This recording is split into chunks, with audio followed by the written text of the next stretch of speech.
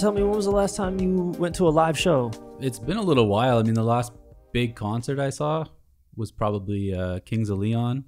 Oh, sick. That was out in Michigan. That was, I don't know, that was almost 10 years ago. Oh, okay. But I was like, whoa, did they do like a reunion tour? No, you didn't miss anything. Okay. But I do like to go out to live music, you know, especially here in LA. I try to get out as much as possible. Last time I was in town, hit up the BMI showcase over at Hotel Cafe. Okay. You know, I like going over there. There's a lot of great indie artists going through there. But it's a laid back, you know, they're always pretty laid back, chill shows. Mm-hmm. What was the last thing you saw? Dude, a couple of months back, went to go see the band Jungle. Jungle? Yeah. Oh, Jungle's sick, man. Yeah, you got to check it out. Did they welcome you? That was good.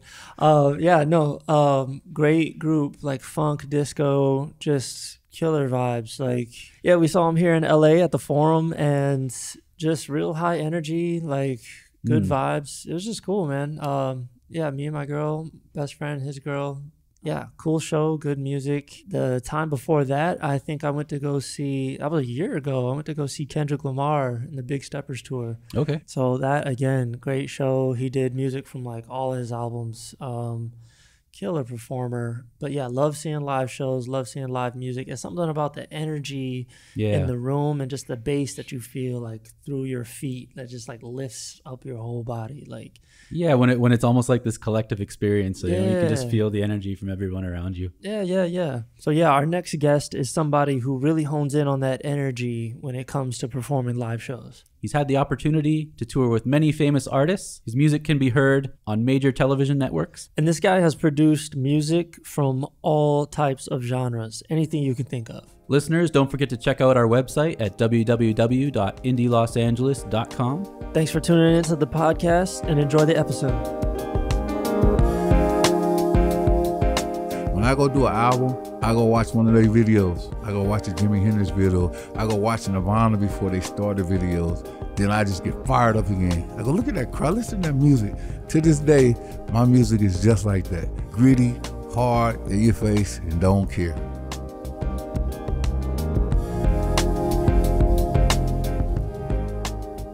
All right, we're here in the studio with the Indie LA Experience, and we have with us Zoo, hip-hop artist, producer, lead singer in the band Bazerk. Zoo, thanks for being on the podcast with us. Hey, nice to be here, folks. Good evening, everyone, at whatever time it is in Los Angeles. Yeah. Yes. Welcome. Yeah, so we want to jump right into it. We want to hear about your background in music, how you got started, who your influences are. What's up, ladies and gentlemen? I'm Zoo in the building, producer, artist. And an artist mean everything. I'm not like a regular artist. You just do one thing. I'm an artist of many things. So my journey begins in Jamaica.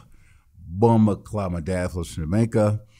He moved to Indiana to work at a Ford Motor Company. He does cars, like manufactured cars. Okay. Mm-hmm. And so he had my mom's. So when he met my mom's, then I came out. That's why now I have no Jamaican accent. I look Jamaican, but I don't speak Bumaclaw or Rastafari, none of that. All right. English kind of thing. So that journey begins in a dysfunctional family. When I say dysfunctional, I'm talking about the dysfunction that you see on TV. Okay. The torture, beating, the runaway. So I ran away like 9 times. And after the 9 times I ran away, I finally got away from my dad, because some kind of way, every time I run away, he always finds me. Or my grandmama hide me at her house, so I got tired of her defending me. So I ran away. So I came to Los Angeles. Okay. So when I came to Los Angeles, I stayed on the streets for like 3 years. I was 13. I used to have a paper route because my dad said everybody in their family has to work. So I took my paper route money, got on the Greyhound bus. It was $160. Came to Los Angeles, figured out the way to hustle on the streets. And then I ran into a friend of mine who was in the music. Back when I was in the music, I wasn't into music because my dad was a preacher. So when my dad was a preacher, we didn't listen to nothing but church music. So I listened to the harmonies. I liked the vocals of how the lead singer is and like 30 other people in the back. So I just always remember that. So we couldn't listen to nothing else, so I took that with me. So I came to Los Angeles, so my friend go, hey, Zoo, I need you to go to a concert, which I've never been to a concert. Only concert I ever been to was church choir concerts, like James Cleave and most of all the church choir. So when I went to the concert, the lights went out. It was all dark. I go, what the hell is this? So I heard a big old sound like, I go, what the? Yeah. I looked over in the audience, and I heard this big ass voice come on, bass, how low can you go? It was public in there. I go, what the fuck? Okay. Then he had the sidekick with a flavor for like, yeah, boy, and the music going, bass, how low can you go? I go, oh shit, that's what I want to do. And you were hooked, yeah? I was hooked after that. Then he go, man, it's got other shit. He just introduced me to all New York rappers. Then he introduced me to Karis One. I go, oh, fuck, I like this dude. Then he introduced me to the Fooshnickens, Yeah. Das Effects. So ever since then, I've been hooked on doing music. Then after that, he took me to another concert. It was in the LA Sports Arena. Mm-hmm. The lights went down again. Then he had some music playing. What the fuck? Big ass dude, brown hair, blue pants on, big ass shoes. He came out and go, oh yeah, it's Dr. Funkenstein. I was George Clinton. So George Clinton, his influence was he tuned the guitars to the bass. Okay. With the gritty sound, plus the keyboards on top. After that, I've been listening to music ever since. Ohio Players, Prince, Rage Against the Machine, Linkin Park. So after that, after I heard all these music in DMC, I go, I need, you know what I do to do? I need to start me a band too. So what my original plan was to get an all-black band to play rock music and funk. Cool. And my journey for getting an all-rock band to play funk was hard. Because everybody that wants to play in the music all did hip-hop. Yeah. Okay. I couldn't get none of the brothers to play guitar. I go, I'm over in South Central Los Angeles, down the street where Nipsey Hussle got killed at. So I'm over in there for the last 10 years. I run an ad out on the thing. I can't get no brothers to play no music. All the brothers want to do just a little keyboard you get from Guitar Center. Everybody want to play that. Yeah, but no rock or no funk or nothing like that. No rock and no front. So down the street was my friend Dirty Walk from Fishbone. So I know him when he started his band. And then he said, you know what you need to do, Zoo? Just start your band just by yourself. Just play shit on the phone and only record it and just record it and just send out emails to everybody that plays music. So after that, I sent the emails out and all the white boys came and played music. Yeah. So basically, they played the funk like I want, beside the colors. I go, fuck it. So I go, let's go with that. So I got me a guitar player, I got me a bass player, and got me a drummer. So we just go rehearse. I write the songs. I just hear music in my head all the time. Yeah. So my songwriting, I hear music in my head. I put it on the phone. I call the bass player up, tell him to play. He plays that. The guitar plays it, and I write the lyrics down, one song. And in the songwriting process is melodies, rhythm, beats, or whatever. And so I started a band. So I needed a name that would get to the point.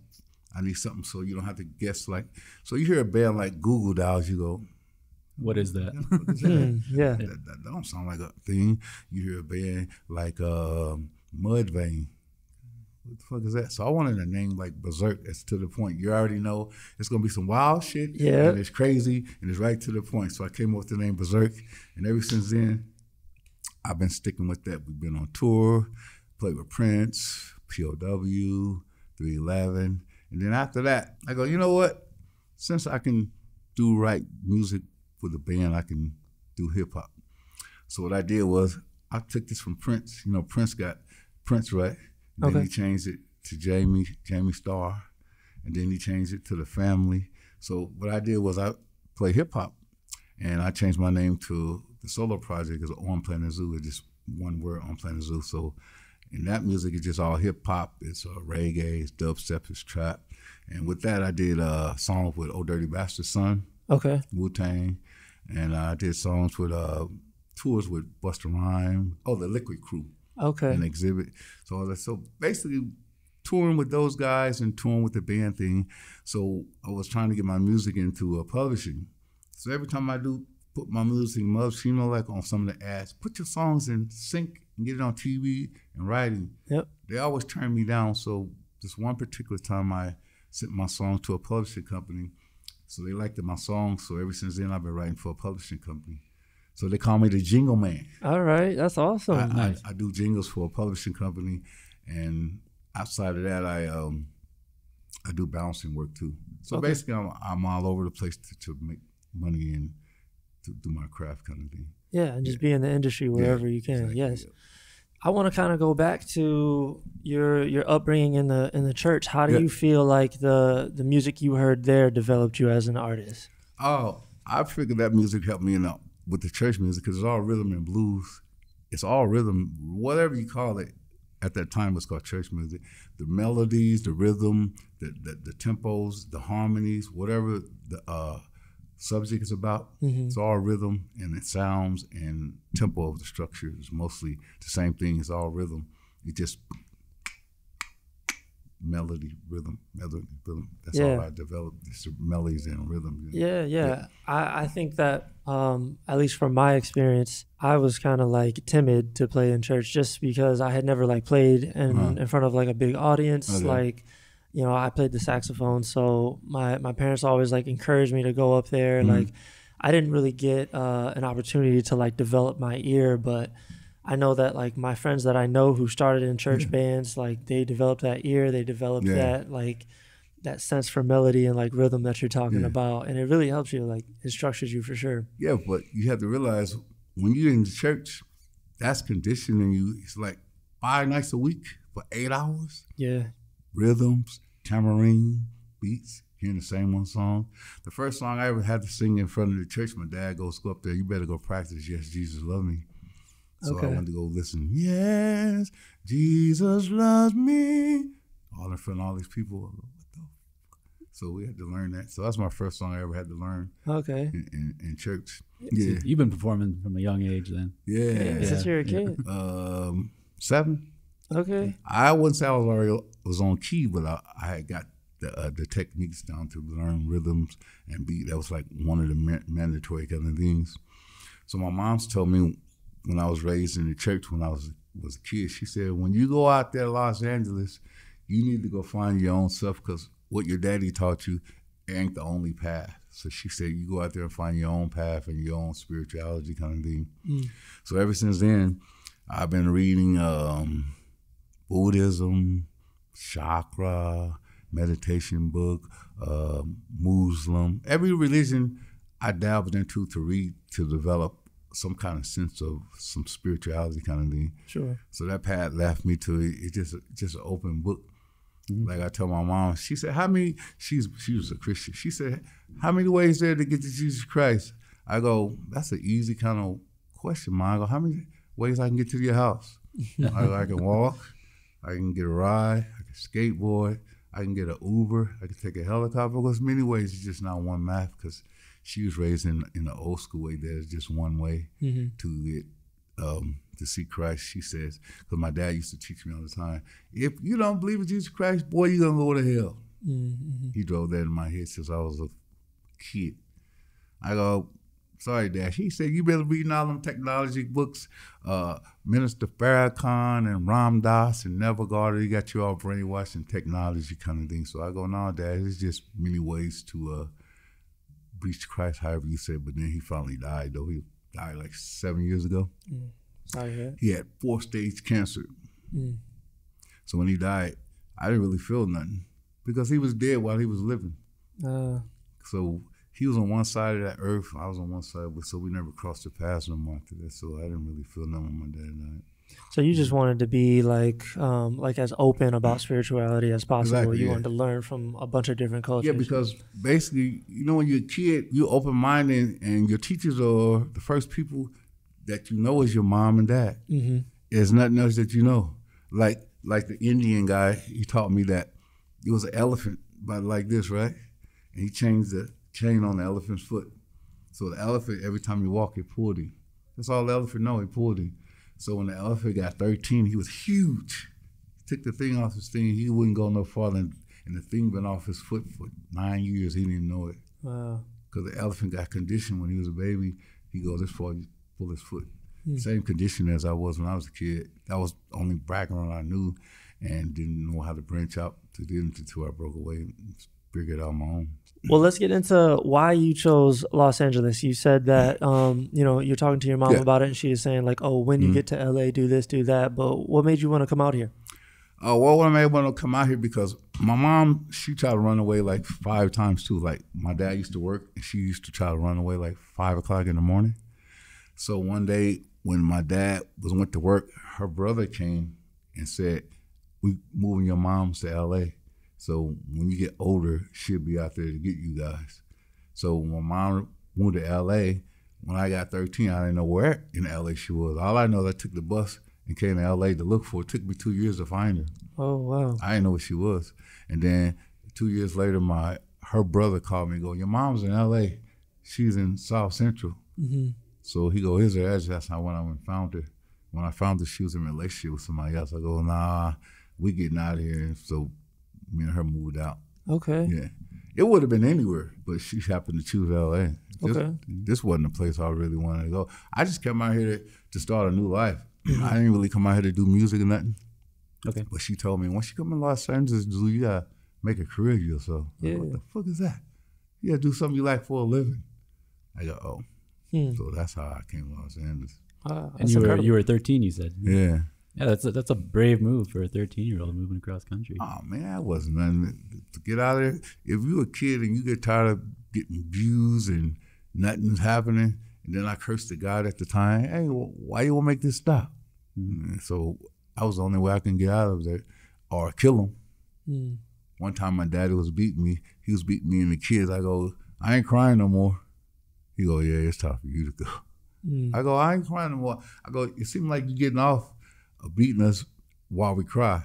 So he beating me, I didn't cry. He go, "Yeah, I think it's time for you to go all the way up too." But he wanted me to leave, but he actually didn't want me to leave. But I left anyway. I told my brothers and sisters, I go, "When y'all wake up in the morning, I'll be out." And they go, "Nah, you ain't. You'll be gone." So I left the note. Bam, gone. You go, "Zoo's really gone." I go, "Yeah, I'm out of here." I ain't talked to my family since then. Only my one brother. Rest of my other family, 30 years now. Oh, wow. No apology, no sorry, no I forgive you. But they Christians, though. They all thinking they going to heaven. They still do, they Christians. That's quite the journey, man. I know, man. Yeah. Well, let me hear about some of those like transitions of like while you were in Los Angeles, like how you got to publishing your music, how you got to like touring with these different bands, like how did one thing lead to another? It sounds like they kind of all like connected a little bit. Oh, okay. So when I came to Los Angeles, after I finished doing the band, I got in hustle mode. So I looked up all the bands that I like.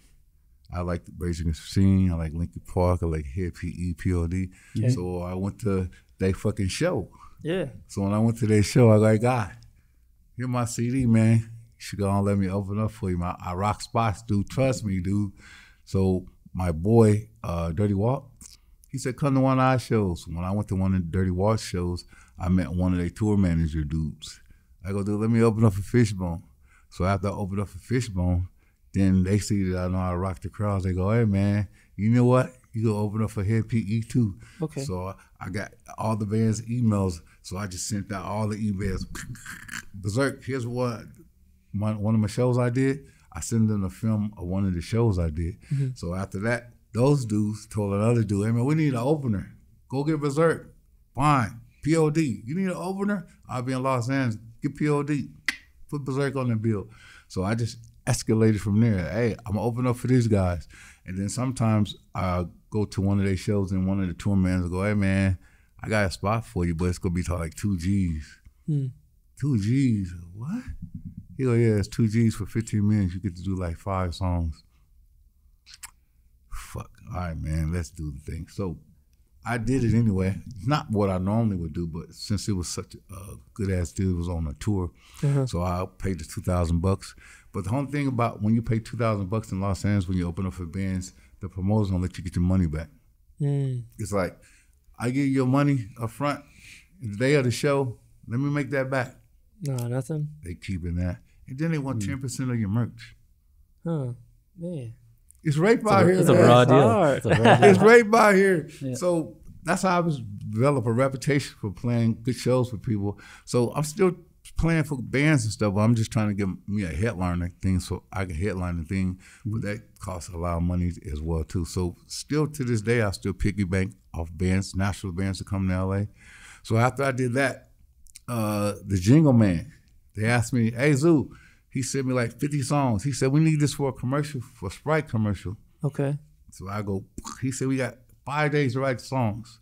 So I got Sprite commercial over here, I got Sunburst over here, and I got a tissue commercial over there. So I write the jingles for the pushing people because it gets my left and right brain accuracy all the time.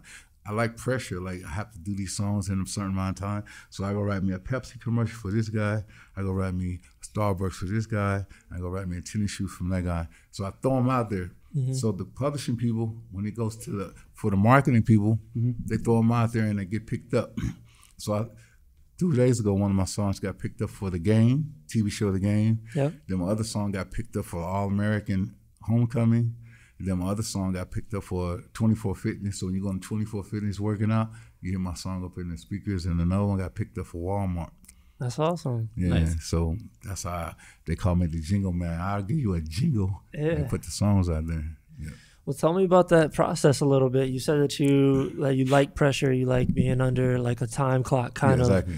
Like, how do you go from, day 1 to day 5 to like producing something like that? Like, where do you find yourself? Okay, so like one of the processes is I get all the songs, right? So my brain goes left to right at the same time. So if I get a song that you need a song for a tennis shoe commercial, I play the beat on the song, and then I just let it sit there, and then I go take a walk and go play basketball. So I listen to the beat in my head. So when I get back from playing basketball, the words come out, bang, it just start coming out. I never guess myself, ever. If the song is what it's gonna be, when I write it down, I go, boom. So I do that song, I go marinate, I go to sleep, I come back in the morning, I play another song, I hear it. Turn it off, I go to work, I come back 6 hours later, boom, it comes to me, bop, bop, bop, bop, bop, bop. So I got 5 songs.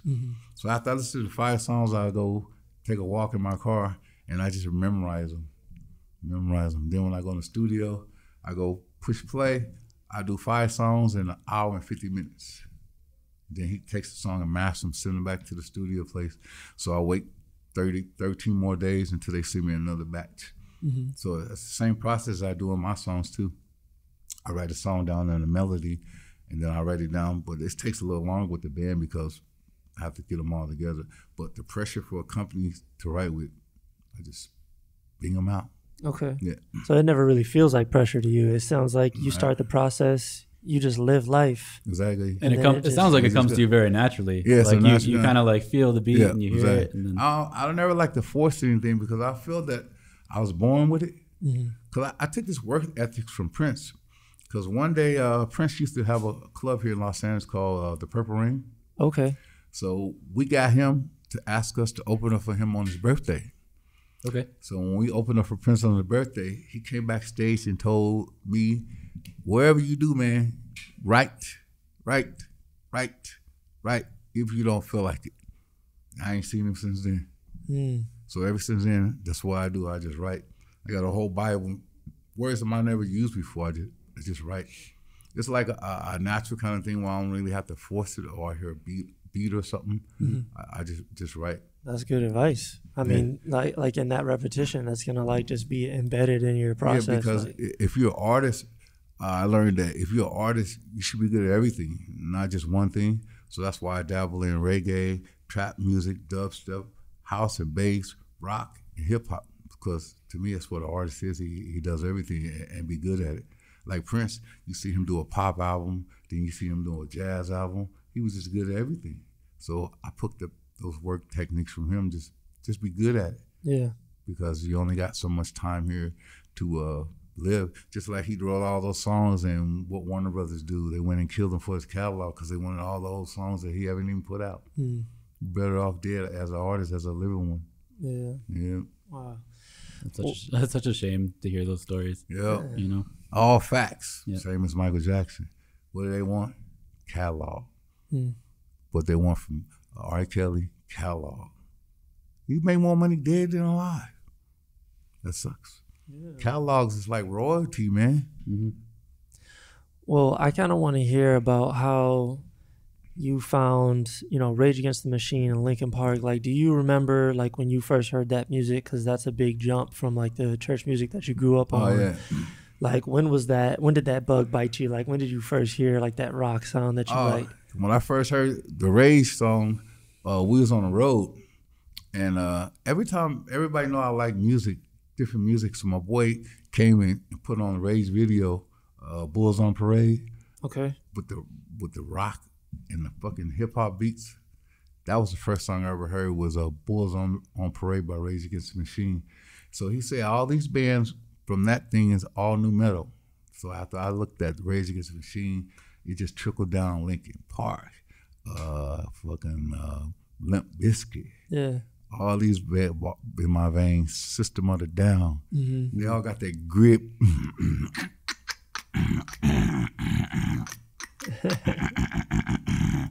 You just fell in love with it. Right up my shit. Run DMC really started that whole shit. Run DMC and Beastie Boys. So everything from there, it was a duplicate. Like Public Enemy to me is the same as Rage Against the Machine. Yeah, Rage Against the Machine to me is the same as NWA, but with the hip hop beats. The same grit. Yeah. So, the similarities that you find, like, in those, like, artists and, like, those genres, like, people try to label and, like, categorize like artists or, like, brand them, like, so hard, and that's like a selling point, sure, but they've got so many, like, similarities and, like, so much, like, connection. Like, I think that's special. That's important as an artist for you to grow, to see those connections, to see those veins, you know? I just think music is just repeatedly over and over through you, through me. Somebody already did it. We just duplicated in our version of what we think it is. It's the same shit. You can't do, like Miles Davis say, you can't go higher than what it already is. It's just what it is. And you duplicate it different. Everybody interpret it like you read something on the paper, how you doing today? How you doing today? How you doing? We all interpret some kind of way, same as music. Yep. Yeah, one of my favorite artists and a big influence of mine, Wayne Shorter, he says something like originality is just a combination of past influences. Yes, sir. Yeah, we're all taking from different things that we've heard and seen and that inspires us and that we like. What makes it new is your DNA, you know? Yeah, exactly. You've never done it before. I so agree. That's what you got to try. You got to put it out there. Yes, sir. Dust off the mic, you're not ready. Check 1, 2, spit them out like spaghetti. Chop them in million pieces with a machete. Throw it up in the air, fall not like confetti. I'm brilliant, mastermind, magnificent, terrific, intelligent. Don't get it twisted, got it, get it. God, listen when I spit it. The whole world get twisted. Oh, Muhammad Ali. You cannot beat me like the suckers out the box. You cannot beat me, there be none after me. You cannot beat me, I be the greatest. I be the greatest, I'm smooth, groove, boom, like smoke. Bip, bip, bip, bip, like rope on the dope. How many times I gotta say it? How many times you gotta play it? I'm on Muhammad Ali.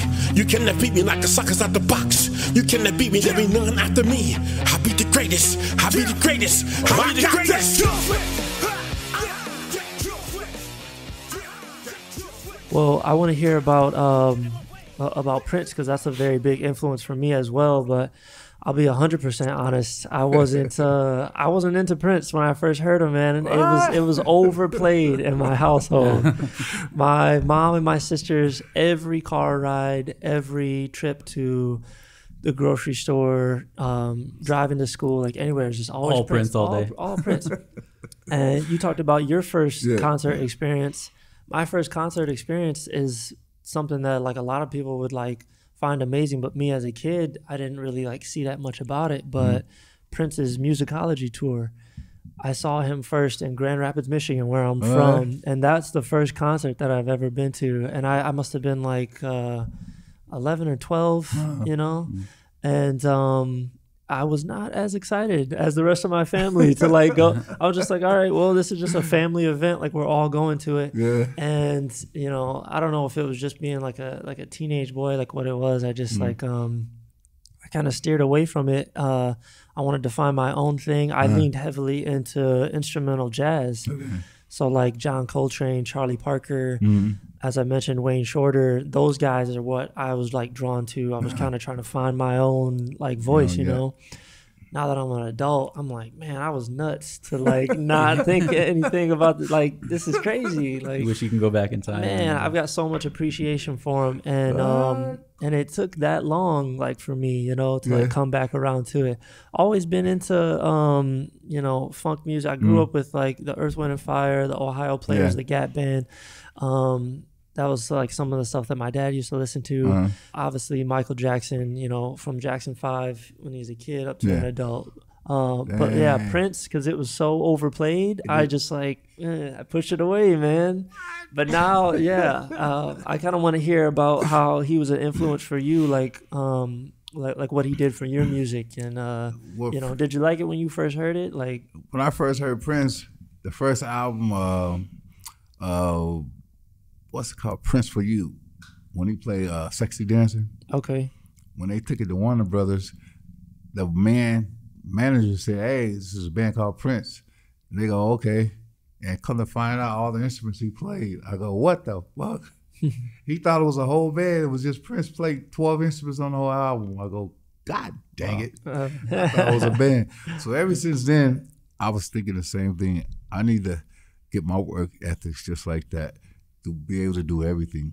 I can't play instrument, but I can play instruments on a phone or a tape recorder on how a song should go. Like I write a song, and every day is just like Prince doing something creative with music, putting it out there in the universe, even if nobody don't hear it or not, and staying disciplined, not doing dumb shit outside of work or of your music or getting tabloids bullshit. You never seen not one tabloid about Prince did some fuck shit.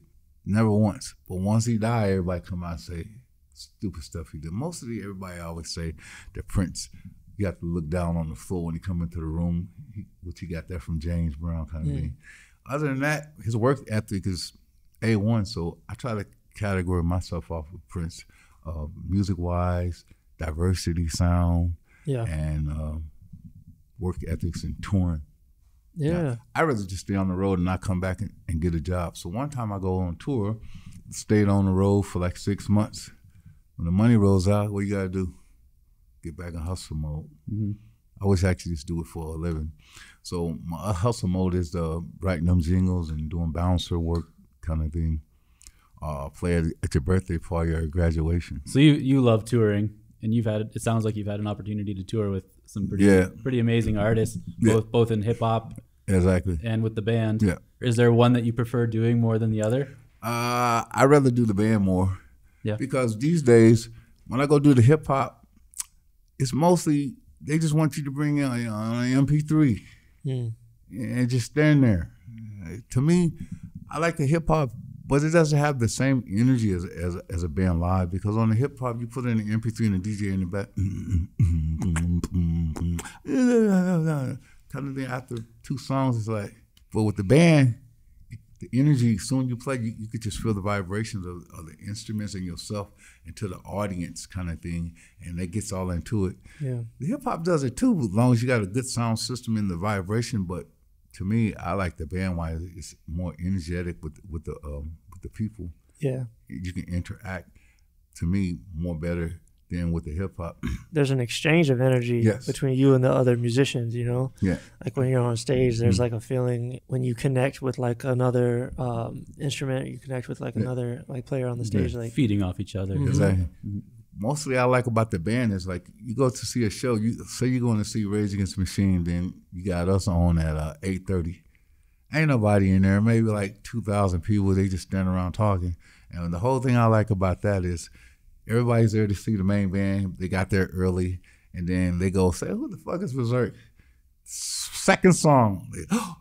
Third song. Everybody start the mosh pit without even knowing. That's what I like. You go in a blank place that you don't know, and all of a sudden, everybody likes your music, the people that you didn't know.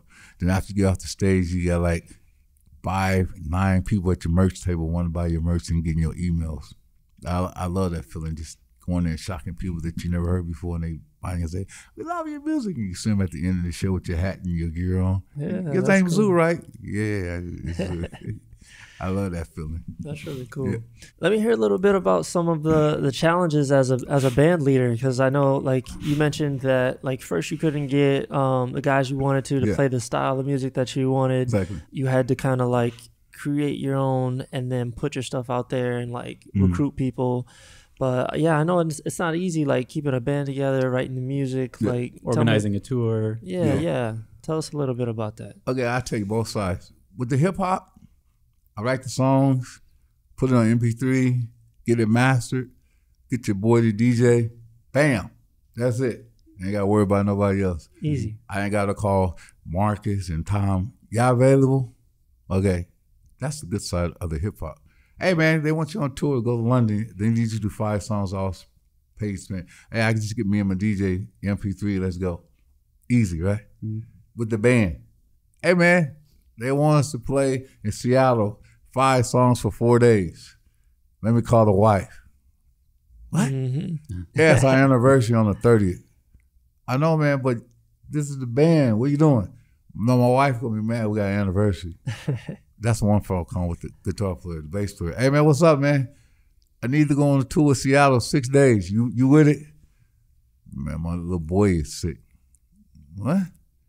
The little boy is sick. There's variables, man. There's variables. Hey, there's dude. family. There's things. Call the fucking drummer. Hey, guy, they want us to Seattle 6 days. You coming? No, man, for real. You coming? You all have for quiet. I'm about to get engaged. Hey, man. So, I get all frustrated. Hey, man, why you guys keep acting like y'all musicians and y'all acting like music is a hobby secondary? They go, fuck you, Zoo. Music ain't everything. We got a life outside of here that ain't paying bills. That's what they say. I'm asking them to play in my band as a musician and guitar player and a bass player. And every time it's something they got to do. So that's why when you see Bazerk, you just see my face. Because my team in the band changes like the NBA basketball players. Sure. Okay. Yep. And I can't get mad at them for that because everybody got important things to do. It's my journey, and I'm asking them to journal my journey. So I used to get mad for like 5 years. All these fucking guys, hey, you want to play in the band? No, I'm getting a fiance. You playing in the band? No, man, we're going to China. So I just got tired of that. So I learned to deal with when people is doing your vision and your journey, can't get mad at them. So we in Los Angeles. What's in Los Angeles? Tons of motherfuckers want to play music. That's true. Yeah. So what I do, I go look for the tons of motherfuckers want to play music and go find them. So, hey, bass player, you want to play in the band? We playing going to Seattle. No, man, that's cool, man. We call somebody else. Everyone's replaceable. So I borrowed your bass player. I borrowed a friend from you, and I got a drummer over there. Let's put it together. Long as the people see a good entertainment and music sound good, that's all they fucking really care about. And they see my face on the thing. So my face is like the NBA. Soon you see NBA, what you see? The logo, the brand. On the brand.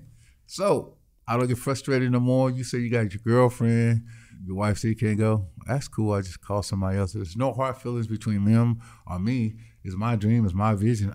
I have to make it happen. Yeah. So it's no excuse if they don't want to play or not. So you got me in Pittsburgh, I'll be there. Don't worry about all the other stuff. So that's the only thing with the band complication. Now, the other complication might come, since I do all the writing, I don't have an issue. Sometimes when you get people in the band, he wrote the song, and you wrote the song, we wrote collaborators together. Now we ain't the band no more. Now the song's just sitting there because you can't use it. You tripping off 30%, you tripping off 30%, like, oh shit, now I'm fucked. So I can't play your song no more? No, because me and all 3 of us broke up together. That's one issue too, but that's not my issue because I write all my songs. There you go. So if we do collaborate with a song, as soon as you write the song, right here on the spot where everything is going good, what we do? You go to ASCAP, put down 50% you wrote, you put down 50% you wrote. So if this band happens to break up, we still wrote the song, you still get your credit. So we won't be tripping on each other down the road, okay? So I sit there, go man, where you at? ASCAP, okay, write it down. You wrote 50%, write it down, you wrote 50%. Now in the studio, when we go in the studio, since I asked you guys to play in my band, I'm the band leader, I'll pay for everything. So you won't be tripping. Hey, before Zoo got famous, you owe me. Remember I was in the studio? No, I'll pay for everything. that's how I handle my situation because I'm the band, it's my vision. So that's how I get rid of most of the headaches. So I pay for everything. I give you your writer's credit. If you're busy on tour doing something else, I just get somebody else and just keep it moving. Sure, yeah. Yeah. That's how you got to keep it alive sometimes, yeah. Instead of sitting there, man, you don't want to play no more and the band's not no more. No, man. I always go, I put my seed out there and the energy for opportunities. So if opportunities ever come, they're always coming. I just always got to be ready. It just give me enough time to get it together to go. Okay. Yeah. Well, tell me a little bit about what's inspiring you today. Like, I know you mentioned like a lot of artists like from back in the day, like the funk groups and all of that, George Clinton, all the rap groups. But is there anybody out like today who's like inspiring you? Like, tell me. Hell no. All right. You heard be music? honest. Have you turned on the radio? Yeah, man. I'm a wedding DJ. I try to stick to podcasts these days. That's what I'm saying. Y'all remember when K-Rock played all the good bands? System of a Down, Disturbed, Sure, yeah. Fishburne. Shit, every band had a grit and an identity. That's not now. I listen to the radio, try to keep my ear in. Every blue moon I might listen to the radio because I avoid news at all times. So I go hit to KLRS-One or K-Rock. Everything's watered down in booty. Yeah. Booty. I mean, it's down to the simplest core of so simplified.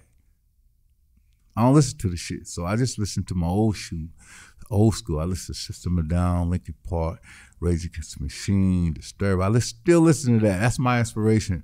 When I go do an album, I go watch one of their videos. I go watch a Jimi Hendrix video. I go watch Nirvana before they start the videos. Then I just get fired up again. I go, look at that crowd, listen to that music. Yeah. I just put that same shit in my music. To this day, my music is just like that. Gritty, hard, in your face, and don't care. Yeah. Yeah, so I don't like you said, Bazerk. You know, that's all you need to know, right? I don't listen to nothing else besides old school stuff, nothing new. Hip hop is the same way. I can name 3 artists that I listen to now: Das Effects, Busta Rhymes, and KRS-One, and everybody else. Sure. My hip hop is the same way too. I did a collaboration with Old Dirty Bastard. He died before George Clinton. With George Clinton did all the drugs in the world, and Old Dirty Bastard died of cocaine. So they say cocaine. I actually think they wanted his catalog because he gave us tons of warning when he was here. Hey man, y'all don't see me no more. They trying to kill me. He gave us warning. So I stayed friends with his son. So me and his son did a song called The Brooklyn Zoo. That's on Planet Zoo, my hip hop record, Brooklyn Zoo. Yeah. Okay. Well, tell us about some projects that you're working on right now and some new music that might be released. Yeah, so with the On Planet Zoo, my solo project, I got a joint called West Cola. So what I did was I took East Coast rapper and a West Coast rapper, got together and just did straight hip hop beat and lyrics. That's it. We kept it real guttery and did it in the neighborhood over in South Central. And then I got another song coming out. It's called Jerk. It's a club banger. Okay. Nothing but just dancing, because to me, when you go to the clubs, they ain't no playing no bangers no more. It's garbage too. Go to the club, they playing Taylor Swift, really? Y'all really, this Taylor Swift is the shit right here? We're gonna upset the Swifties. Oh man, that's all right. I don't think they're tuning in. I'm not a fan. Like I tell everybody else, you can't like everything. I like green beans and corn, but I don't like cabbage. That don't mean I'm a hater. I just don't like it. Taylor Swift is not my. It don't get me going. She's singing about relationships her whole life and it's happy-go-lucky. That's not my shit. So I wrote a song called Jerk.